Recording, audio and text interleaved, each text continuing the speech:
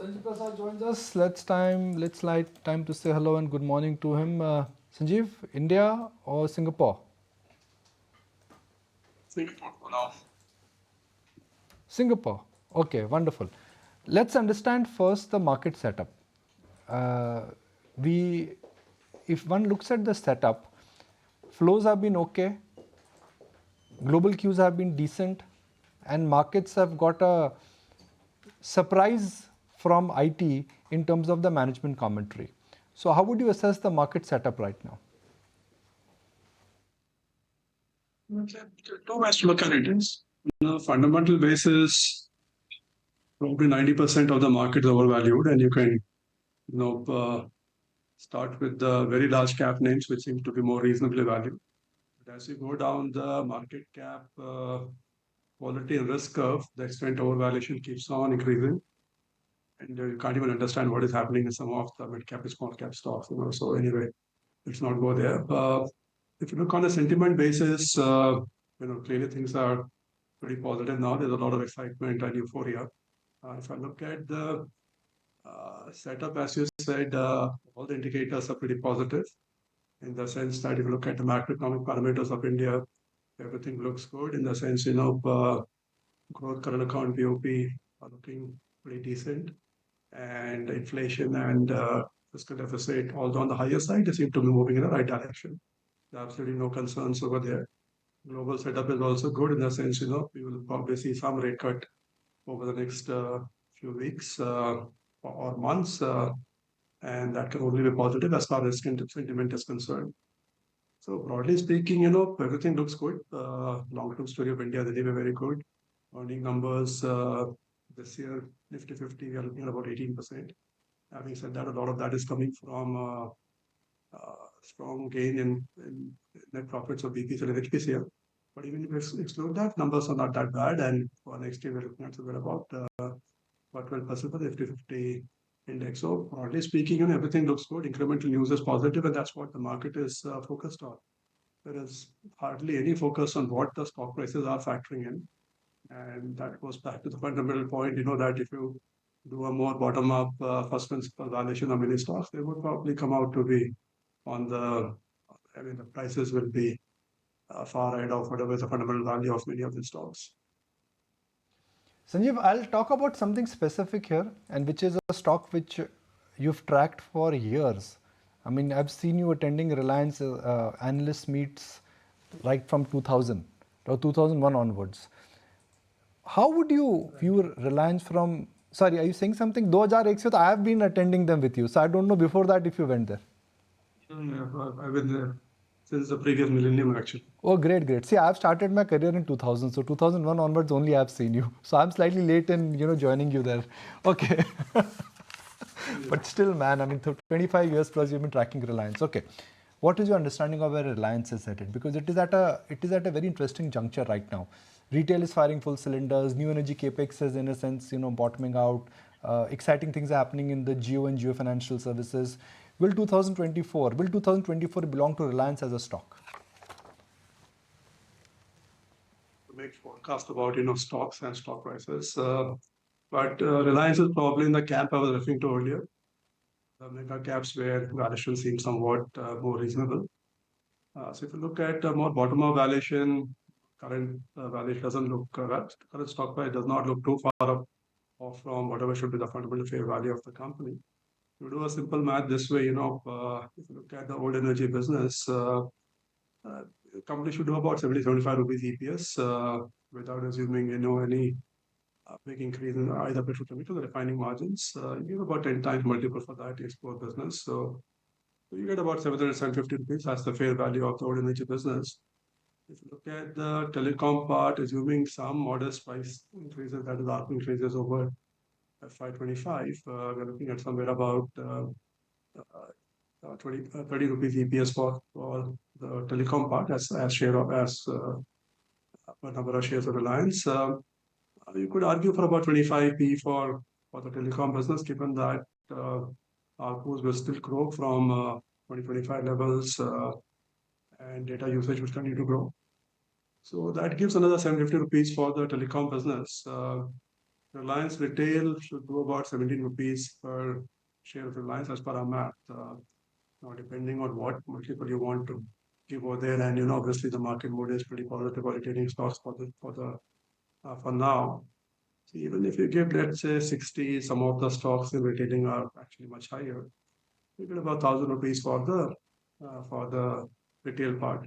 So broadly speaking, you can justify 2,500 quite easily just based on the three businesses to add, to that you add whatever that you want to give for the smaller businesses of media, plus whatever land bank the company has, plus whatever option value you want to give for the new energy business. So in that sense, it doesn't look too bad. On a fundamental basis, at least you can get somewhere close to the market price, which is far from the case for many other large caps and particularly the mid cap and small cap names. Fair point. In 3 years, is there a in 3 years, if you have to look at the construct of the Nifty in terms of the weightages, what could enter in, what could come out, where do you think large amount of earnings would likely to move? How would you position that? Do you think that financial will gain more weightage? Are there new entrants which could come in terms of contributing to the total picture of Sensex and the Nifty? I would assume so, at least since we're talking about Reliance, assuming a listing of Reliance Geo slash Telecom and Reliance Retail, let's say over the next 2 3 years, I assume those companies will also list. And given the likely market cap, obviously there would be sure short entrance into the Nifty. I assume some other smaller names like BPCL, UPL, will probably get knocked off from the Nifty. But on a more longer term basis, you would probably see a lot many changes. Given the fact that as the discretionary spending ability of Indians go up, obviously the index has to start reflecting that. So I would assume you would probably start seeing more of healthcare services, insurance, and retailing companies coming in. We can just draw parallels from let's say economies which are further down the development curve as India, and you can take a cue from there as to what kind of companies are there in the main indices, and probably that would be the case for India also. The one of the things you need to keep in mind is whether the multiples will hold up or not for some of the current stocks, some of the current market favorites.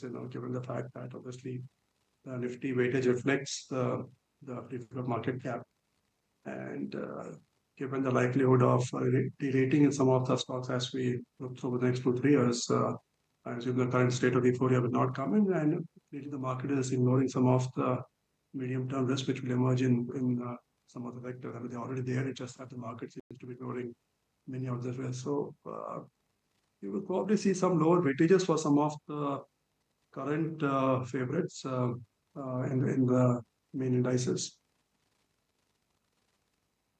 Sanjeev, last year was all about PSU re-rating. Do you think this year it will be all about private banks, because that's the only pocket where valuations seem a bit more reasonable and the earnings have been quite steady? Again, very hard to say what the markets will do.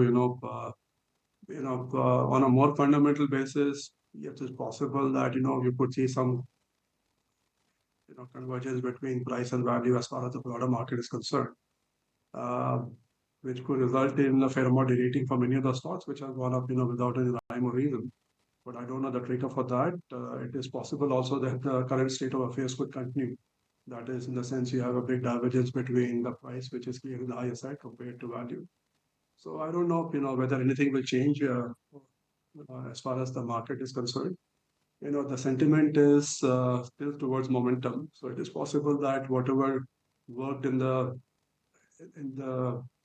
last 6 months of last year would probably continue for the next few months also.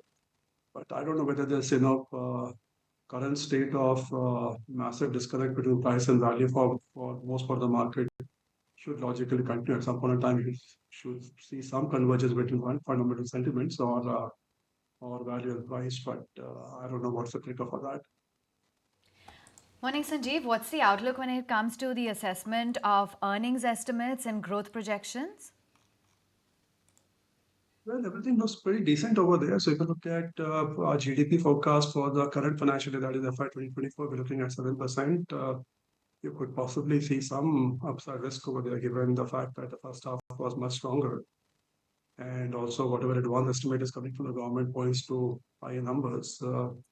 Same way for FY 2025, currently we have 6.3. It is again possible, assuming you start seeing some amount of recovery in both lower end consumption segment, hopefully some recovery in rural economy, and we can get into details of that later on, and also private sector capex recovery.